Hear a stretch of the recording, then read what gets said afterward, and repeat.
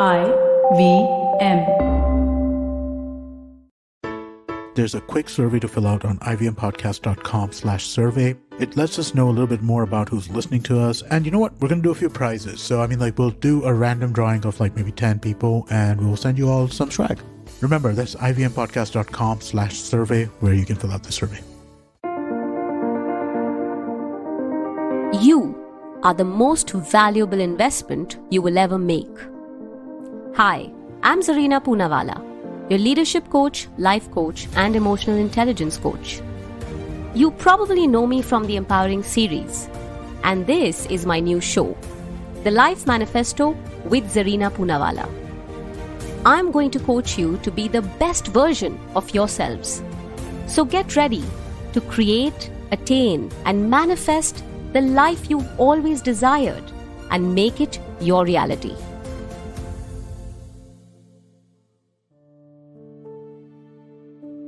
Today is story time.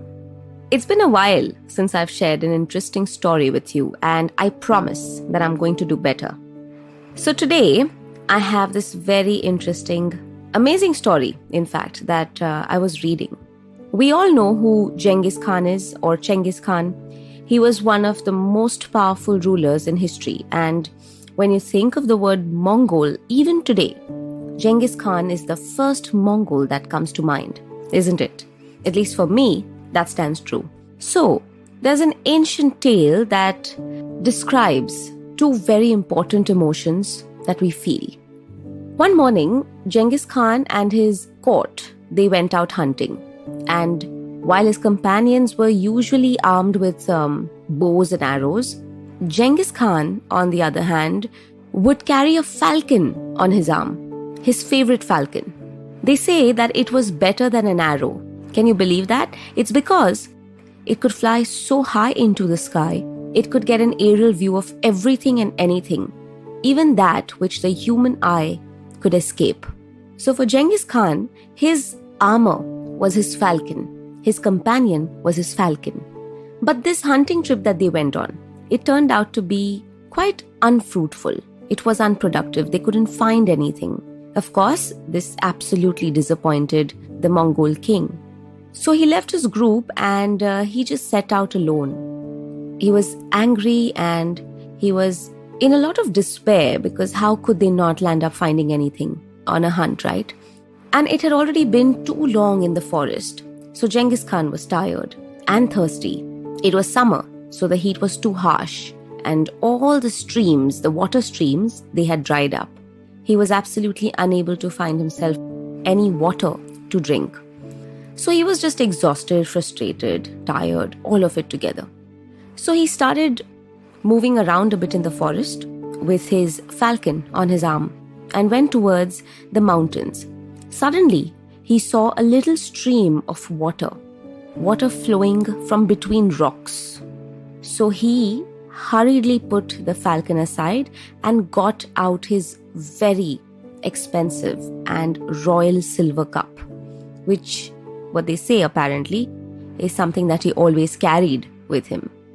Although the water was trickling down extremely slow, he managed to somehow fill that cup of his. And just as he was about to drink some water from his silver cup, the falcon flew to the cup, picked it from his hand and threw it. Now, Genghis Khan was naturally very, very angry. He got extremely angry. But since it was his favorite falcon, he even considered that maybe, just maybe, that the bird was thirsty too. And that's why he took the cup away or threw the cup away. Anyway, he tried again. What he did was, he cleaned his silver cup, cleaned off all the dirt around it, and filled it once again.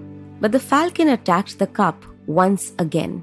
Now this was making Genghis Khan more and more furious, and although he absolutely loved his pet, he could not tolerate such disrespect, because what if someone was watching him from somewhere? Watching that the king is struggling for water because he couldn't tame his bird, right? So he was not very comfortable with the idea of his favorite falcon, his pet, his armor, his companion doing this, and he probably was now willing to take some action about it.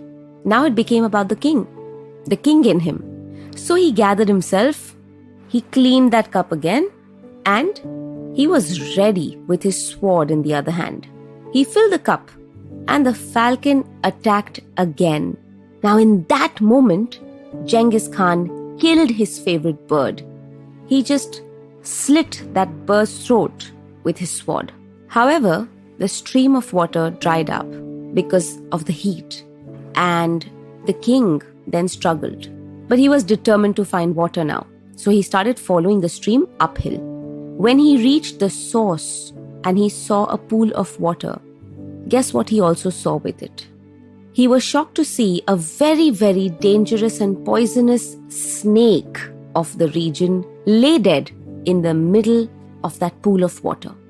If he had had even a sip of that water and managed to drink from that silver cup of his, he would have been poisoned and probably dead very instantly.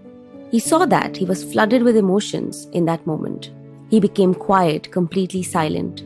The next thing, he returned to his camp with his favorite falcon now dead in his arms, not being his armor anymore. And he ordered a gold figurine of the bird to be made. What he said then was where the true lesson lies.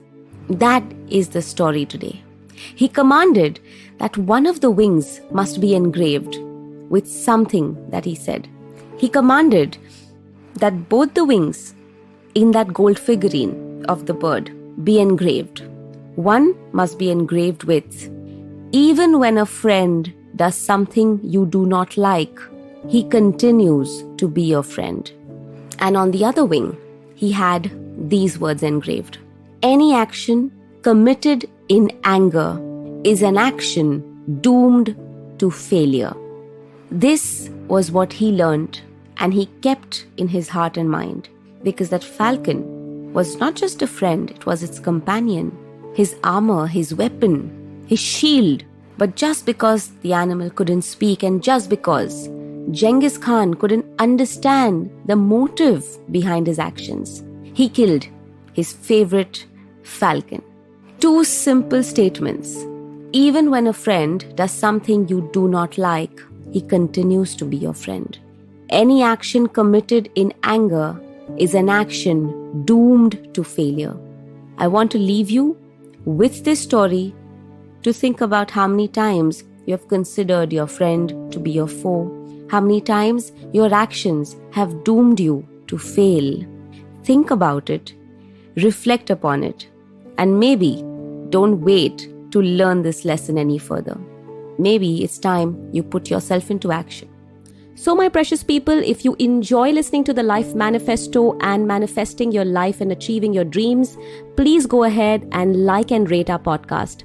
You can also click on the notification bell to get to know as soon as our latest episode drops. Do subscribe to the Life Manifesto. It's going to help us go a long way, and also reach out to like-minded people who want to truly manifest their lives and live the best version of themselves. And as I leave you with this thought, remember, do what you love and do it often. And if you don't like something, go ahead and change it. The power is within you. Thank you for tuning in to the Life Manifesto with me, Zarina. If you find the show useful, then please share it with your friends, family, and co-workers. You never know. You may just help someone become the best version of themselves. And if you want to align your life with some signature masterclasses, certification courses, and live sessions with me, go check out and download my app, Life Manifesto with Zarina Poonawalla, available on Play Store or Apple Store. And if you have any suggestions or anything that you would like to share with me, get in touch with me on my social media handles. I am at Zarina Poonawalla on Instagram and LinkedIn, and at Zarina Speaks on Twitter. See you in the next episode.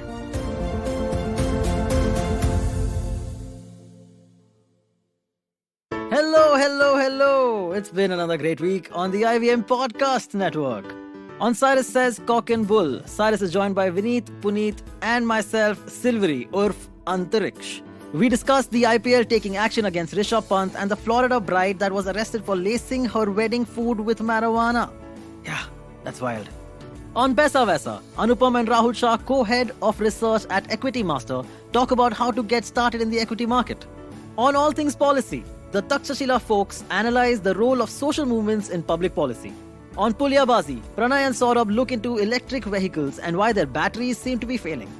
And on Say No to Drama, Chetna tells us how we can overcome saying no to everything. Do follow us on social media. We are IVM Podcasts on Twitter, Facebook, Instagram, and LinkedIn.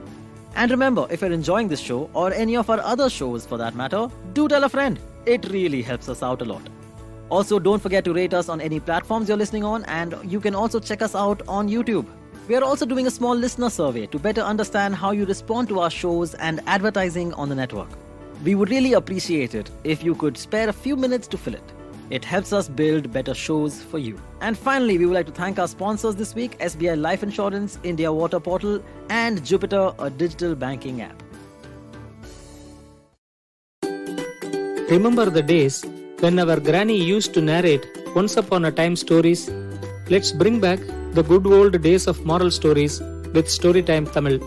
Hi, I am Ravishankar Balachandran, host of Storytime Tamil podcast.